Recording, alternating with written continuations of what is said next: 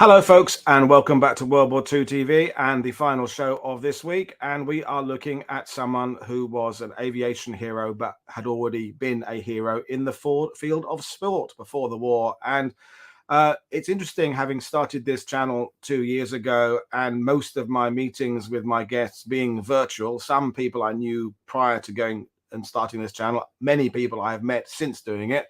But my guest today, we actually met physically in the flesh, as we both are Normandy tour guides. So I met my guest actually at the German cemetery recently, which was quite nice. So I actually know he knows I have a body below my chest, and I know he has a body below his chest. It's really quite interesting getting out there and meeting people. And I'm now, I said this at the end of the last show, I am now doing tours again now. So there's going to be little less shows coming on World War II TV for the next few weeks. And of course, we've got the anniversary in June, but they will still be coming, but just a little bit less than usual. But don't forget to keep on sticking with us. If you are new to the channel or you're not new to the channel, please like everything you're watching, leave us a comment afterwards, share what we're doing on social media. And as always, I say it every time, the information you need is in the description on YouTube. Open it up there. You have the links to my guests' books. You have our social media links. You have all the things there you need. But without any further ado, I'm going to bring my guest in. Andrew White is a former RAF wing commander in the intelligence branch. He's also an author. That's why he's on the show, a historian and a tour guide. So I'll bring Andrew in now. So good evening, Andrew. How are you? Hi, Woody. Yeah, good. Thanks. How are you? I'm very well. I'm a bit tired now, doing two jobs again. I was doing nothing for 2 years, and now I'm doing two jobs now, but it's good.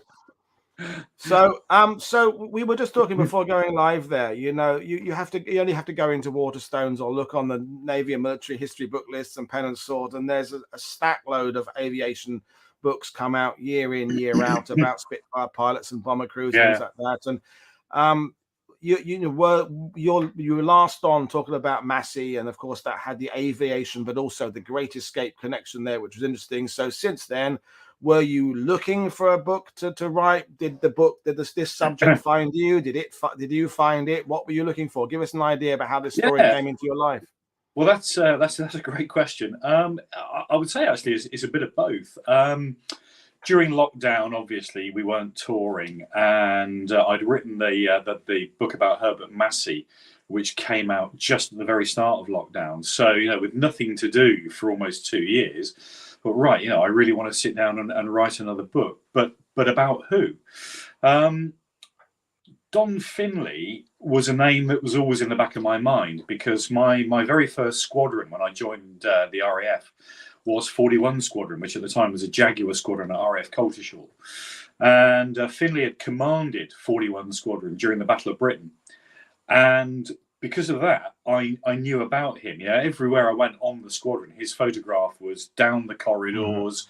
It was in the archive books. We had an awful lot of the squadron archives from the Battle of Britain time. And of course, there was also the sporting aspect to him as well. And so, 41 Squadron certainly had not forgotten Don Finlay. That seed, I suppose, was always in the back of my mind. And 30 years later, during lockdown, the seed sprouted.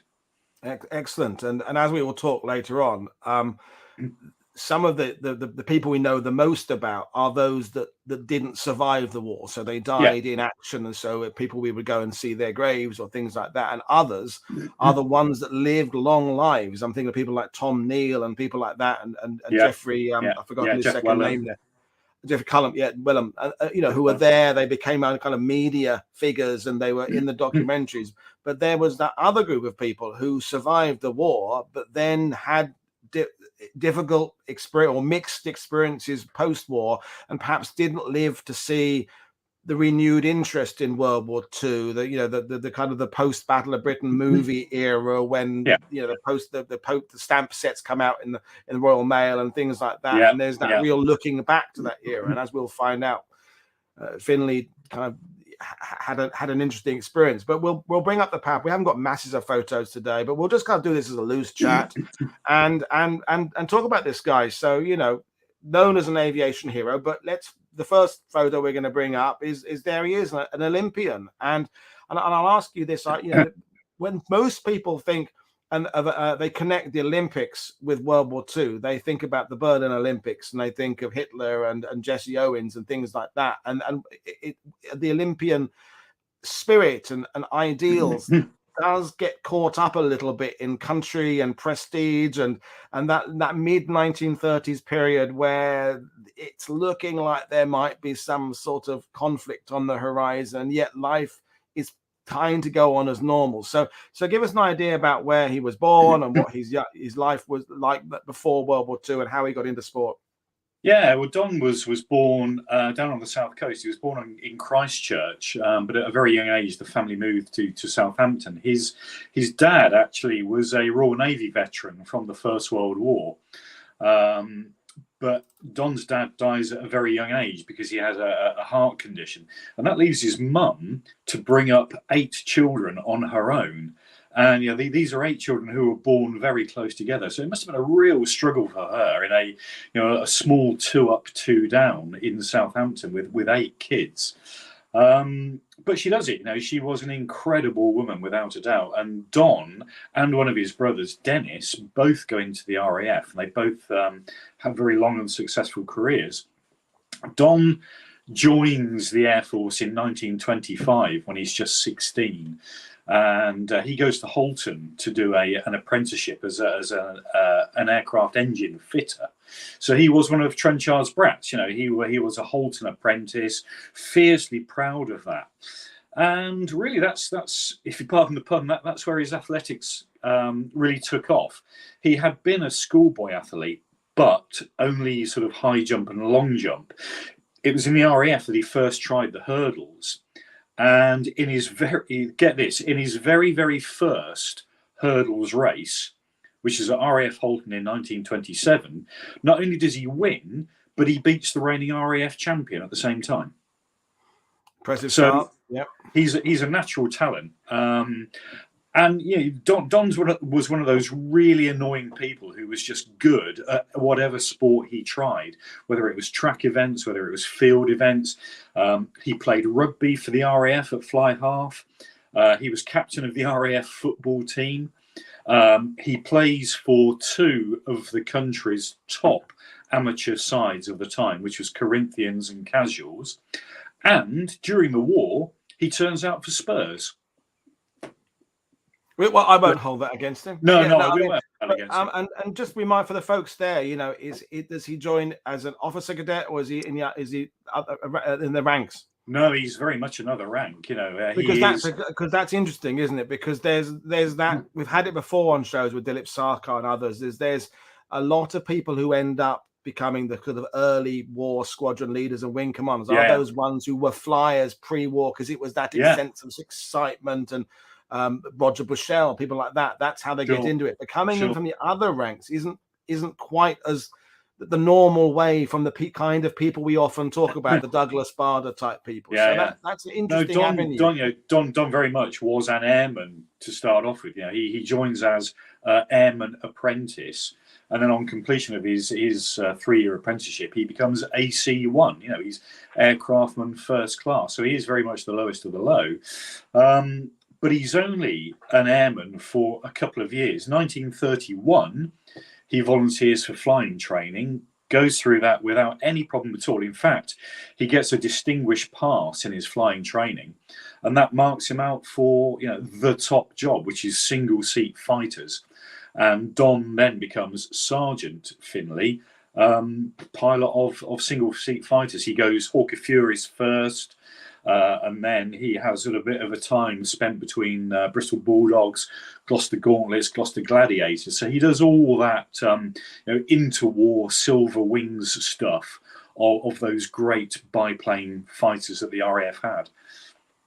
And was he welcomed at doing that? Because there is the class issue and flyers and other ranks, things like that. I mean, I guess the sporting prowess opens doors and avenues in all sorts of aspects of things, because whatever rank you're at and whatever service you're in, there's that idea that you recognize someone who's got ability. So I suppose he perhaps had an easier path because of that. I think it's probably a bit of a double-edged sword. I've read one quote from one of his ground crew who said, Don Finlay was a bit of a a special boy in the RAF because of his sporting prowess. And I can kind of identify with that, really, because one of my early stations when I served, Rory Underwood was there, the England rugby player, and you never saw him, because he was always off either training or playing. And I guess it's the same sort of thing with Don Finlay. But I think you're right, the fact that he's come up from airman, he's now a senior NCO, he is probably more accepted because of his sporting prowess. His was very much a name that was well known at the time.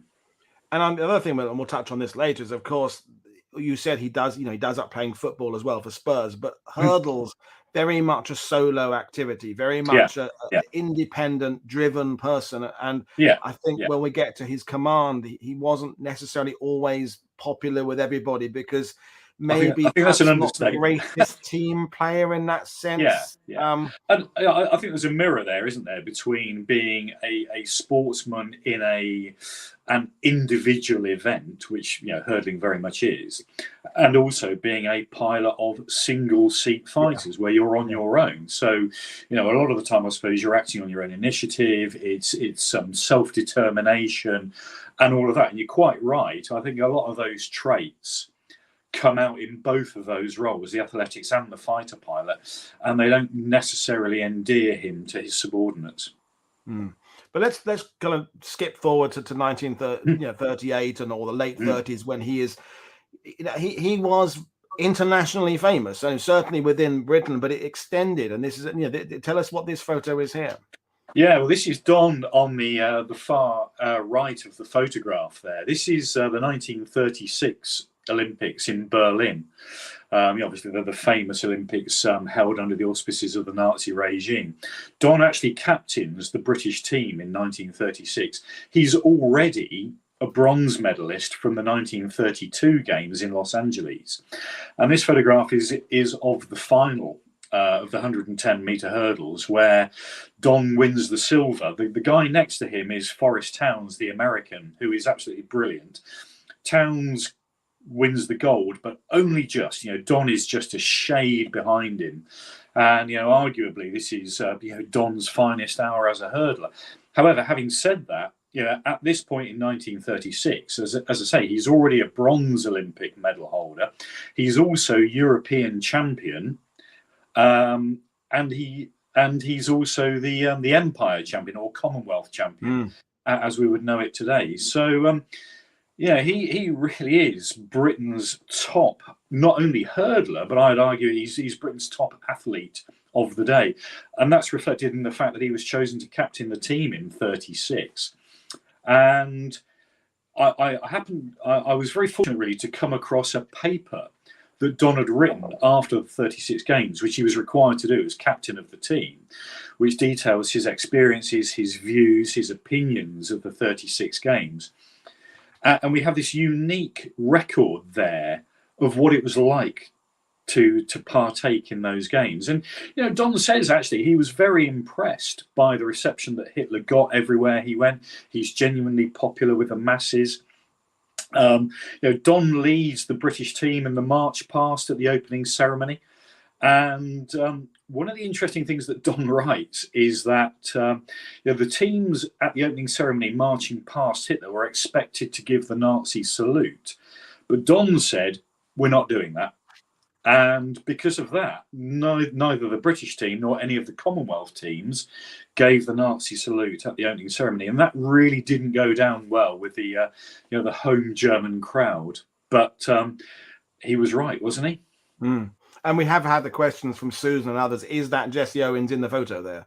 No, it isn't. Jesse Owens wasn't a hurdler, I'm afraid. I didn't think it was. I didn't want to say that. I was going to check with you. So yeah. But I will just talk about Jesse Owens. In fact, the guy in the far left of the photograph is a guy called Fritz Pollard, who also was an exceptional hurdler. You can see that he's just knocking the hurdle over there. If he hadn't done that, Don probably would have got the bronze. So Pollard gets the bronze. However, Jesse Owens, Don and Jesse actually shared a dressing room during the 36 Olympics, and they became firm friends. They wrote to each other for years, apparently, after the games. And Don was, disgusted, really, by Owens's treatment really back home by the Americans, this segregation that there was in the American team at the time. But yeah, him and Jesse Owens were firm friends. And the slight aside to that is that Don also ran in the British 4x100 relay team in 1936. They didn't make it through to the final, but if they had, Don would have run against Jesse Owens. Mm.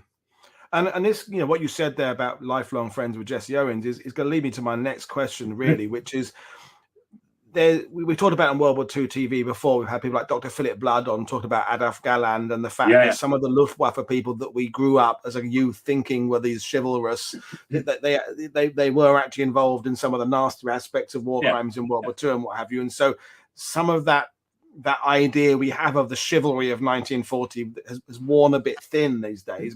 But Don is in a pretty much unique position in terms of people who are in the RAF when we get to the Battle of Britain, to have been to Germany in 1936 and been part of this pageantry of the Nazi regime. So you said how disgusted he was with the treatment of Jesse Owens. I'm assuming, therefore, he comes back with quite a lot of anger, maybe not the right word, but motivation for when the war comes to see what the Third Reich represented. So was he kind of?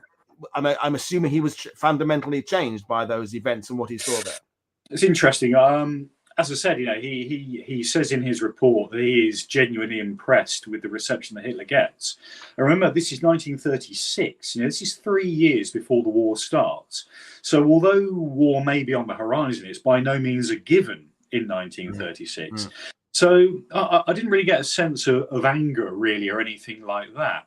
But what it does, intimidation, but the power, so a realization there is a cult hero here that could be very dangerous. There's a massive groundswell behind this guy. He isn't just a nobody.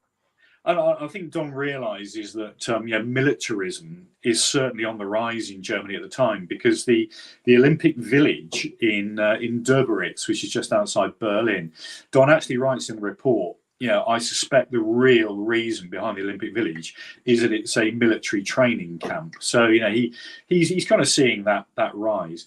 But it also raises the very intriguing possibility, and I'm very happy to be corrected by this if anybody out there knows it, that because Don is the captain of Team GB, he could well be the only Battle of Britain pilot to have seen Hitler in the flesh. Yes, that's an interesting, that could be an interesting bit of pub trivia, couldn't it? Who is the only RAF?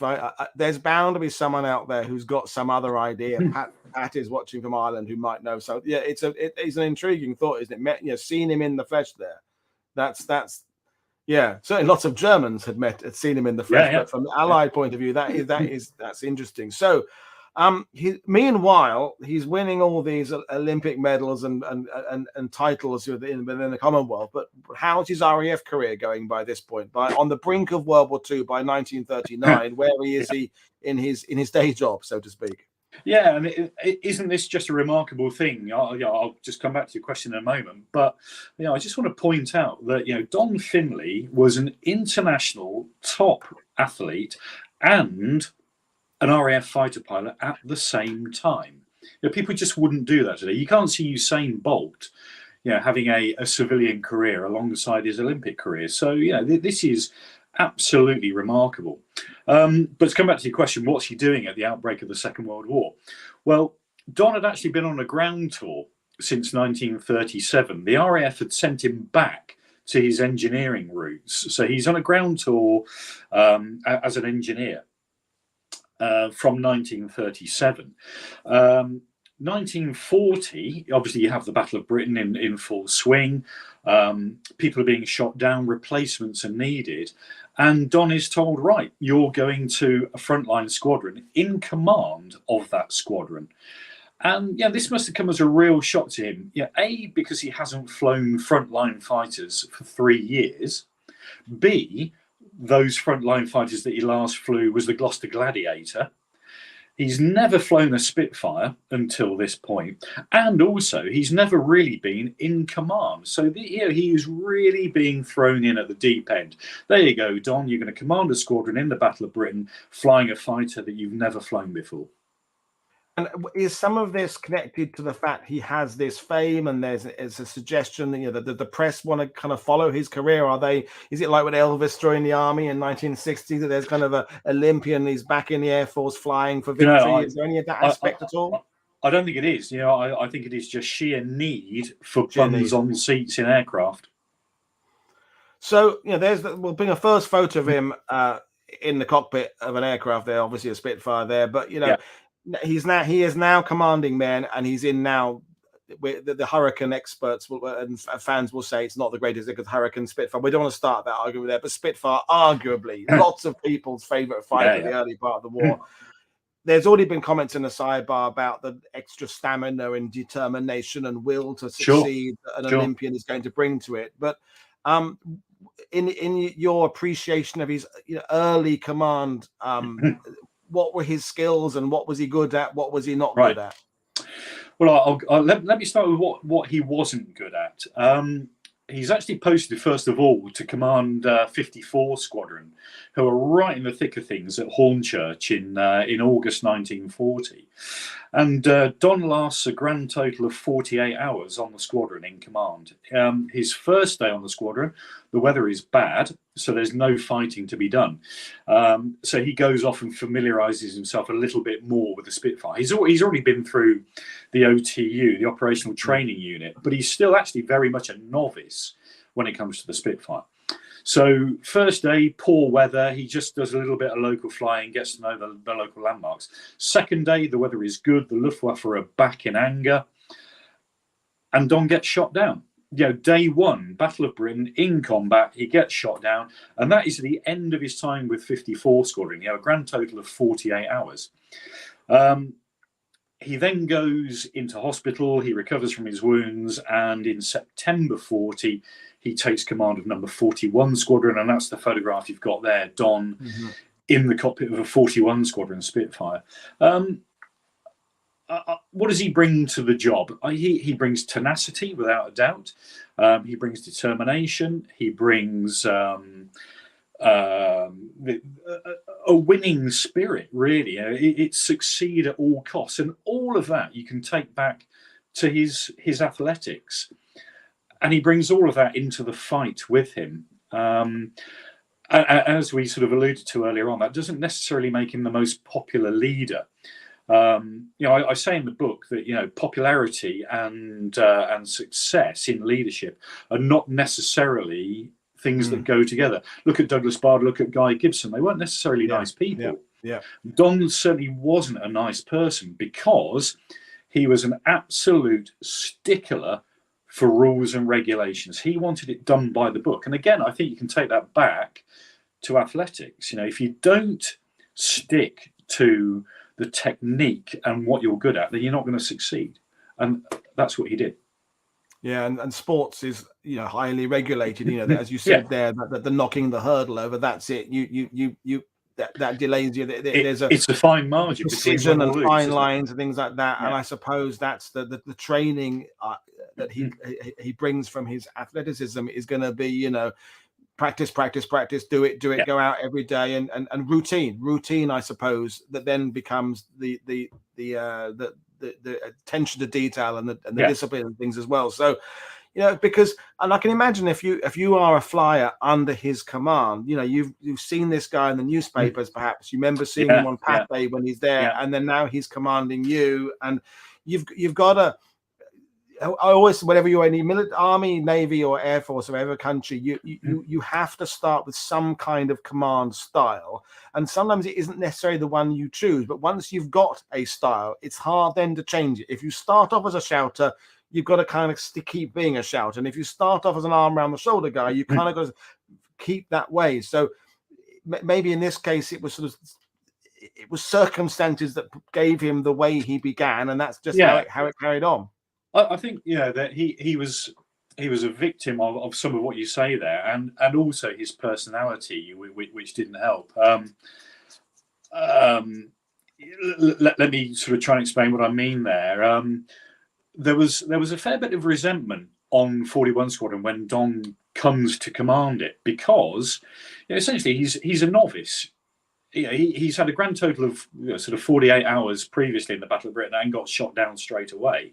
There were experienced guys on the squadron already, flight lieutenants who'd been there since the start of the Battle of Britain, many victories to their name, who could quite easily have been promoted and taken the squadron over. And all of a sudden, this guy arrives from outside. And, well, who are you? What have you done so far? So there was some resentment there when he takes over the squadron. There's also a very good story, which I think gives us a good indication of Don's character. When he arrives on 41 Squadron, he hasn't quite recovered from the injuries he got when being shot down. So he spends a bit of time on the ground first before he starts flying. And one of the first things he does when he's on the squadron, he says, right, the ground crew, when they have an afternoon off, they're not going to have an afternoon off. They're going to play sport instead. Well, he would say that, wouldn't he? He's a great sportsman. Pull back on what he does, yeah. Yeah. This causes a lot of resentment amongst the ground crew who want to go off and go to the pub or whatever. But now they're being told they've got to go and play sport. So a couple of the Irks decide that in an upcoming rugby match, they're going to stick it to Don and make it known that they're not happy about this. But rather than that happening, Don actually puts two of them in hospital with broken collarbones. Right. Okay. Yeah. Yeah. Interesting. And and it's odd because you would think, having been an Irk himself, he would want to have a good relationship with the crews, because he has been on both sides of the. He's been on the ground and in the air. But you're saying it wasn't necessarily the best relationship he had with the ground crew. No, it wasn't, and that causes a lot of resentment. And there are many more examples of resentment that he caused with the ground crew, not only in the Battle of Britain but also his later career in the Second World War through into Burma as well. He really was a bit of a martinet when it came to rules and regulations, and it did not endear him to officers, NCOs, or airmen. Yeah, and I guess the other thing that would connect to that is sometimes people, you said how very, very good he was at everything, because he was a all rounder, hurdles and sprinting and football and probably again rugby and cricket. Is that some people like that forget that everybody else isn't naturally good at everything, and they have an impatience for people who need to be told how to do things 2 or 3 times. I can imagine he's the kind of person who, if people don't get it immediately, he gets very impatient with them, and you go, come on, and that's not naturally good. You've hit the nail on the head there, and I quote in the book. I don't know if you've heard of Harold Abraham's Chariots of Fire. Yeah. Harold was a great mate of Don's, and he actually wrote that Don was not an easy man to get on with because of all that single-minded sports stuff. And he said he was more apt to antagonize people who couldn't see things his way rather than explain it to them. Yeah, but in terms of the air, though, with the established, very incredibly fit, incredibly driven, incredibly motivated. He's the kind of person that sure, his first 48 hours commanding a squadron and being in a Spitfire didn't go very well, but he's the kind of person that can master those skills really quickly, because that's how he does. So let's take it to he's back in the saddle again. The Battle of Britain, we're October now, in October 1940. So he's back in the saddle, as you say. He's now commanding 41 Squadron. He's overcome his injuries from being shot down, and Don now starts to prove that not only is he good on the track, he's good in the air as well. And he claims his first victory, which is actually his only victory in the Battle of Britain, on the 1st of October 1940. And great picture here of the wreckage of a Messerschmitt 109. That was shot down by Don on the 1st of October 1940. This is just outside of Brighton. This is a place called Balmer Down, between Brighton and Lewes. And this is Don's first confirmed victory. It's a bit of a convoluted story, which I go into much more detail in the book. But he actually claims this one as a damaged, a half-share damage with another member of his squadron. For some reason, which I haven't been able to find out why, it's then credited to Don entirely as a victory. Okay, they find the wreckage sometime afterwards, which is why it's upgraded to a victory, but it's given as a half between the two of them. But for some reason afterwards, it's credited entirely to Don. Whether that's because he's the boss of the squadron and just because he can, I don't know. But yeah, there you go. That's Mission Smith 109, 1st of October 40, shot down by Don. Wow. And I'll let you take us through the rest. I mean, obviously, folks, I should remind you the links to purchasing Andrew's book are in the description below. That's via bookstore, but of course, you can buy it online at your online choice retailer of choice, or your local bookshop, or your library. So, and of course, as always, you're only giving us the greatest hits of the story. The full story is in the book, so we're grateful for you coming on, but lots more in the book, of course. But you know, you're now suggesting that, not suggesting, you're saying that he's not entirely popular. He's not necessarily forging the strong relationships there. So where does his career kind of, is he moved around a lot? What happens to him as the war goes on? Actually, no. I mean, he commands 41 Squadron for 11 months, which makes him the longest serving CO that the squadron had during the entire war. So, you know, there's popularity and success, as I say, are not necessarily mutual bedfellows. So he commands the squadron through really the height of the Battle of Britain, and then through into 1941, where the RAF then take the fight to the Germans on the continent in terms of rhubarbs and circuses and stuff like that. So, you know, he's there for a long time, and he gets success. Yeah, there is no doubt about that. 41 Squadron is incredibly successful under his command. In those 11 months that he's in charge, the squadron shoots down 68 confirmed victories. So he's doing something right there. Yeah, but not necessarily with the popularity. But I said that's the interesting hangover now in 2022 is that a lot of people who follow these aviation stories, they are aware that Guy Gibson was a bit prickly, and that's an understatement. Douglas Bader was very prickly, and Sailor Milan. But none of these guys, they were complicated individuals, and I think we came out of the 1950s era with all these autobiographies and biographies where we kind of believed the spiel, in a sense, that they were always in the bar with the lads, everybody loved each other, it was all very popular, and of course it was very nuanced and not that true. And of course the stresses of just being a fighter pilot, because someone like Don who clearly reveled in the competitiveness of sport, but that if you lose a race, you're not actually killed, you know. Whereas aviation and single seat combat is incredibly stressful. And the speeds, when we've done shows with Dilip Sarkar, the speed of engagement, you know, your RAF, the stuff that these things can happen. The stress rates, the anxiety, the adrenaline rushes of doing that stuff. It's incredibly stressful situation. So, you know, being popular and having downtime doesn't always sit with the incredible pressures of flying and also commanding other men. Yeah, it's interesting, isn't it? I suppose in an ideal world, we all want to be popular and successful. But if you can't do both of those things, well, it's better to be unpopular and successful, I would argue. And maybe that's where Don was. But going back to what you said there about the stresses of combat and linking that to the stresses of competing on the track. When Don is shot down in the Battle of Britain, he writes a letter to Harold Abrams, who I say is a very good friend of his, and he says, Harold, he says, there's one thing I've learned about this. He says, on the track, you've always got to aim to be in front. In a dogfight, you want to be behind. Ah, yeah. A fundamental difference there, in perception, but so that's interesting that even though he's flying still, he is making comparisons back to, if you like, the old life, which suggests that he's still got one foot on the track, mentally speaking, even though he's winning the war. And by this point, you know that the war is raging and things like that. Do we know what his feelings were now that he said he'd been in the 36 Olympics, he'd been to Germany and things like that?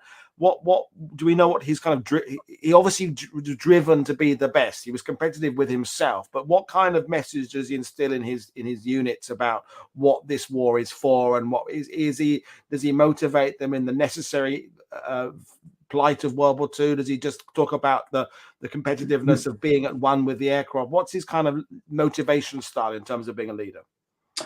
Interesting. We really don't have much in the way of surviving documentation that gives us a clue about that. All I can say is, what we have here is a man who is used to success, and he's used to being first, and he's not going to accept second place. On the track or in the air in the fight, and that's what he brings to his job. He is a winner, and he is not going to lose out, either in a dogfight or on the track. So he leads by example in the air, and whether they like him on the ground is irrelevant as long as he's proving what he can do in the air, and he's commanding them well, and they're doing what they have to do, and they're having high success. Everything else kind of comes second to that. So take us through kind of the rest of the war, because he ends up in Burma, doesn't he? So he does. Yeah, I mean, I'll just talk about this photograph very quickly. Yes, please do.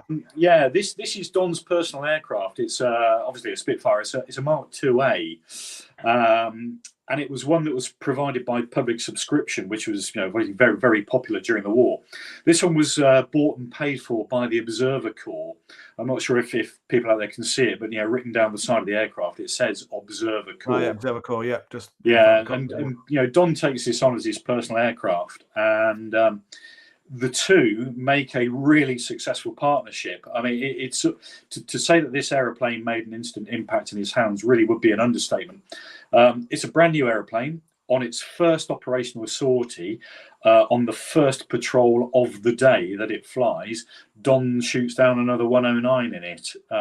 Very, very first time this particular aeroplane has been in combat. You can see there, just under the windshield, there's two swastikas. And they represent Don's two victories of November 1940. Interestingly, the one he shot down on the 1st of October isn't there.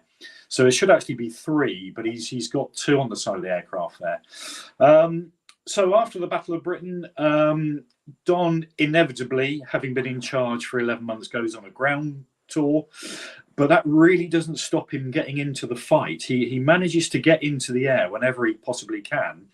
And in 1942, flying as a guest pilot with the New Zealander squadron, he manages to get another victory. He manages to shoot down a 109F during a head-on engagement. And again, I don't want to give too much away, but it is an absolutely heroic fight when he shoots that aircraft down. He and his wingman are outnumbered about 8-1. And Don, through his tenacity, through his skill, not only shoots one down, but they both survive, and he manages to get them both home. It really is a fantastic engagement. So his score now is 4. And that's where his aerial victories end, because obviously he's now getting promoted, wing commander, eventually group captain, and the higher up the ladder you go, then the further away from the fight you get. So he ends the war with 4 victories. But from 1944 through to 46, as a group captain, he's in Burma, as you can see here. He commands a Spitfire wing, number 909 wing. I say it's Spitfire. Occasionally there are Hurricane squadrons and Thunderbolt squadrons in there as well, but generally it's a Spitfire wing, which is what Don knows and loves. So by this time, he's now DFC and AFC, twice mentioned in dispatches. So, he's being recognised for the stuff that he's done. And he has a very, very successful time in Burma as commander of a Spitfire wing. He's involved in that whole 14th Army advance through Burma, the recapture of Rangoon, the recapture of Burma, and he's there at the end of the Second World War. Interestingly, his last sortie of the Second World War was leading a formation of Spitfires which escorted the Japanese delegation into Rangoon to sign the instrument of surrender in Burma. Wow, and you said he played for Spurs at some point. Is he able to keep up the sporting aspect when it's easier, I suppose, in England when you're near running tracks, but Burma, I guess, is a little bit more difficult, and with the climate as well to keep up there. But does he keep his hand in or his feet in not with running? Not really with hurdling. I mean, from 1939 through to 46. he barely puts on a running shoe. There were, when he's on his ground tour back in the UK, there are some exhibition events that he runs in, but they're not really serious competitive stuff like the Olympics or European Championships. So no is the answer. He doesn't really keep up his athletics. But this is where football takes over. You can play football anywhere. And when he's in Burma, Don, organises football matches. He makes sure that pitches are cleared out of the jungle by bulldozers, and he goes off and plays football as he always did. But yeah, he plays for Spurs 3 times in the wartime league when he's back in England during 1942-43 before he goes out to Burma. So yeah, the limit of his sport during the wartime years really boils down to football. But of course, he was born in 1909, I believe. Yeah, is that right? So he's 36 by 1945. Yeah. So it's to be really competitive in fast athletics, your best years really are behind you. In that sense, although it was a bit of a different era back then. People were competitive longer, I think, than maybe today when they peak early. But that must have been frustrating as well for someone to essentially lose 6 years of your sporting career winning a war. I think you're absolutely right there. And as I said before, Don was officially the world #1 hurdler in 1938. The Olympics were scheduled for 1940 in Tokyo, and he was still getting better and better. So he hadn't peaked. Yeah, he hadn't peaked. I think that's a key thing. In 1940, had there been Olympics in Tokyo, I'm fairly certain that Don would have been a gold medalist and possibly would have set a new world record as well. And who knows? 1944, if there'd been Olympics then, could have repeated that. But I think you're absolutely right. As good as he was, 2 Olympic medals, European champion, Commonwealth champion, etc., I don't think the athletics world saw Don Finlay at his peak because of the war. And we had a question from Darren Little about whether he played rugby as well. Yeah, yes, he did. He played for the RAF. He was the RAF's fly half for several years. And one of the great quotes I saw about him said he was one of the speediest fly halves that any service team had ever seen. Wow. All-rounder doesn't seem quite a big enough. No, it doesn't. Describe him. He starts off his athletics career as a long jumper and a high jumper. He also putted a mean shot. He could have been a decathlete quite easily. And this really does explain that he wasn't necessarily the best commander of men, because he clearly, we said it earlier, finds everything really quite easy. Although not easy without hard work. He's clearly hardworking.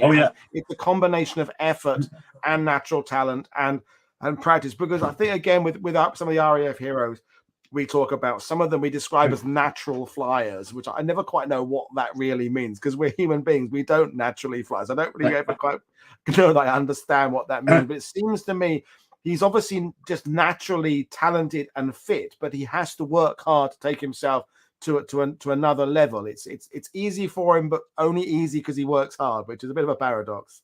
Yeah, and that's it. Yeah, I suppose whatever your natural talent, unless you're prepared to put in those hard yards, you're not going to succeed. You could be the world's best footballer, but unless you train, you're not going to do it.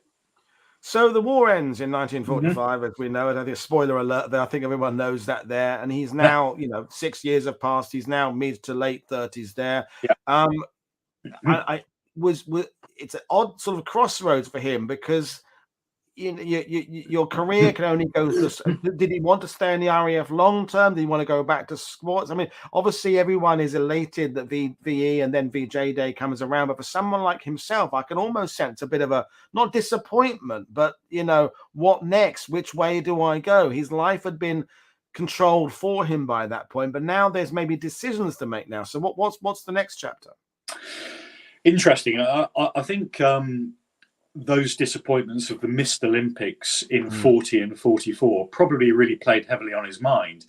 And Don felt, okay, I'm pushing 40 years old, but I'm still fit, I'm still healthy, and I'm going to pursue my athletics career. In terms of his RAF career, he stays on. I mean, he stays on in the RAF right through until 1959. So, he has a fairly lengthy RAF career. But in terms of athletics, let's just pause for a moment there. He hasn't put on a training, he hasn't put on a set of spikes for almost 6 years, 7 years.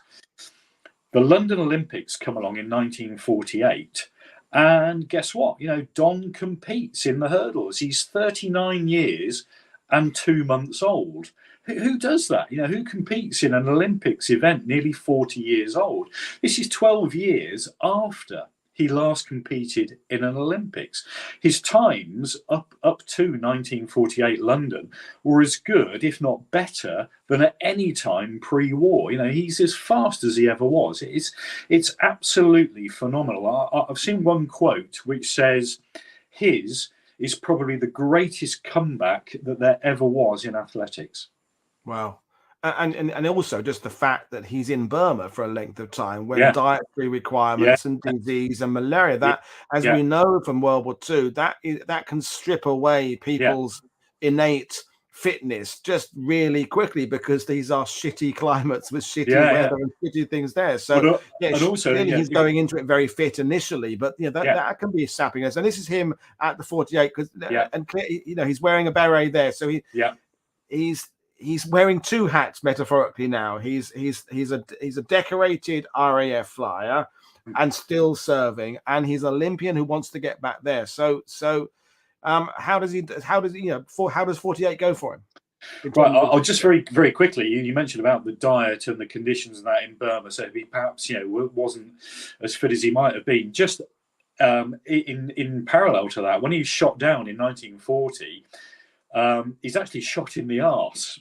And that's not good for a hurdler, is it? That's one of the main muscles for a hurdler. And Al Deer, one of the pilots on 54 Squadron, actually said Don Finlay had a great chunk shot out of his bum. So to recover from that injury and come back and be as fast as you ever were, that's no mean feat either. So 1948. Don again is captain of Team GB, as it would be called today. And here he is at Wembley in July 48, taking the Olympic oath on behalf of all the competitors at the Olympics in front of the King. So it's a massive honour for him here. He's taking the oath on behalf of all the nations that are involved. What happens to Don Finlay? I don't want to give too many spoilers away here, but it doesn't go that well, unfortunately. In his qualifying heat, Don is way out in front. And again, think this guy's pushing 40 years old. He hits the last hurdle, he crashes to the ground, and he doesn't qualify for the final. There is much more to it than that, which I'm going to leave. But it's a real tragedy in Don's Olympic career, and that really spells the end then of Don Finlay, the Olympian. And of course, as you said yourself, with terms of the RAF, it's going to be lots of desk duty for the rest of his career, I'm assuming, and occasional chances to get in the sky if he manages to kind of blag the right thing and observer and advisors and this, that, and this. So, that's really it. He's a wing commander in 1948. He has to relinquish his wartime rank of group captain. He goes back to wing commander. He then gets promoted again to group captain, because when you're at those rank levels, flying is not going to be at the foremost of your career. So really the rest of his RAF career is spent in ground jobs. Very different. And that's that must have been almost a tragedy and diminishing returns, that you're watching your career, you're rising up the ranks perhaps, but you're going up and down because, as you say, relinquish his wartime rank, but your best years as an Olympian behind you. And we all know how quickly the public move on from superstars. The new up and the centre forward in football who was the darling of the press, and suddenly he's got a bit old, gets put in reserves, and the new kid comes in and gets a hat trick. Everyone's forgot. Everyone goes and gets the shirt of the new guy, and suddenly you're left out in the cold. And the interesting thing, how we started off is that people watching here, watching this, I mean, I'm hoping your book will do a lot to bring him back in, but he isn't now a household name. He perhaps should be. And yet something caused him to not kind of hold on to that fame. So what's the public interest at this point? Is it himself? Is he not very accessible to the press? Did the public forget about him? Why don't we know about him in the same way we know about other flyers from the war and indeed Olympians? I know. It's an interesting question, isn't it? What is it that takes Don Finlay out of the public consciousness? And I don't know. He, without doubt, he was one of our greatest ever athletes. He was one of our greatest ever Olympians. The RAF still celebrate him. The athletics world still are very aware of his achievements. But to the general public, who is Don Finlay? Is there a blue plaque to him anywhere? Well, no, there isn't. And there really ought to be. So there was a slight resurgence in interest in him when we had London 2012, and we started to look again at former or past British athletes. But you're quite right. Don Finlay's name is one that just perhaps doesn't resonate with the public these days, and that's really unfortunate, because he was outstanding. He was a household name, and to come back after the war in his 40s and still to carry on with the success that he had, London 1948 notwithstanding. I mean, after London 1948, he scored some of the most incredible victories of his entire hurdling career. He's a man who just didn't give up. We had someone just say he didn't get Paul Brickhill to write his biography, which kind of as simple as that in a sense. And it's also, I mean, you're coming onto World War II TV, and we have, of course, covered his Olympic career and his sportsman achievements. But you could also be appearing on some kind of sporting podcast talking about, because in both fields he reaches an incredible sphere, and that's at the beginning when I said to you, why is his story unique? It would be good enough to be worthy of a book based on just the flying aspect alone, because he's an interesting figure who goes all the way through the war and shot down, but get some kills himself. But that's interesting. But add the Olympic career as well, that suddenly makes it worthy. But of course, and this is where we talked before going live, folks, there is a tragic end. There's a photo of him there with just a table full of medals and achievements there, because we said that the story doesn't end happily, does it? Sadly not. Don leaves the RAF in 1959, and because of his engineering background, he goes into the world of engineering business management. He works for a couple of the top civilian engineering firms of the day. In 1966, Don has a horrendous car accident, and tragically he severs his spinal cord and he's paralyzed from the waist down. So just pause and think about that. Here's a man who was one of the world's greatest athletes, and now he can't move. And that must have been absolutely horrendous for him. And we're talking years and years before Invictus Games, Paralympics, the better recognition, the ability to carry on in some shape or form wasn't there in that era. No, if you were an athlete and you had an injury, that's it, you're out. Not in a rejection way, just there wasn't the ability to carry on. No, and nor was the recognition that we have today of disability. It just really wasn't there back in the mid 60s. So that was 1966. Sadly, because of that, Don sinks into depression. Having been the top athlete that he was, he found it impossible to reconcile that now that A, he's immobile, and B, that he is utterly reliant on other people for personal care, getting his meals ready, etc., etc. There's an incredible, massive dent to his personal pride and his self-respect. So Don sinks into depression, as I say, and sadly, 4 years later, in 1970, he takes an overdose and takes his own life. And that is the other fascinating story. I mean, as tragic as that is that we've done shows on the channel about, as we would now label it, PTSD. We would, and now there is a system in place to treat people mentally as well as physically, and probably the same thing happened to him today, there would be much better care and long-term care and motivation and things to say, you can do this, you can do that, you've still got this ahead of it. And to see someone who was so, I mean, I can't imagine to be at that level of physical fitness and success and being able to do something, and then suddenly going back to being able to do nothing at all. You've had everything and it's all been taken away from you. One can only imagine just how awful that was. And that's possibly again contributing to the fact why that era, that's the Battle of Britain movie boost of interest. He's not around by this point to revel in that. He's not able to be part of that. And so that is tragic, isn't it? It is, and as I say, we're now talking over 50 years ago, and mental illness, depression, suicide, paralysis, immobility, they were all really taboo subjects back then. We have thankfully moved on immeasurably in those 50 years. And I think you're absolutely right. If Don had his accident today, I think things would have been an awful lot different for him. There would have been a whole support network there. As I say, perhaps in terms of Paralympic sport, Invictus Games, all that sort of thing. It's just an absolute... Or even working in some kind of motivational ability, because that kind of thing happens, doesn't it? People go on and speak to other sportsmen about how they've... So to drift away, tragic. So changing it back to the book is out... is it actually available now? Or is it still pre-order?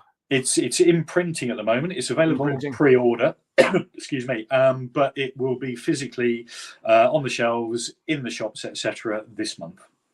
And in terms of your hopes for it, obviously you want his story to be better known in all these circles, and you say maybe breaking into kind of the sporting hero side of things as well, because this is it.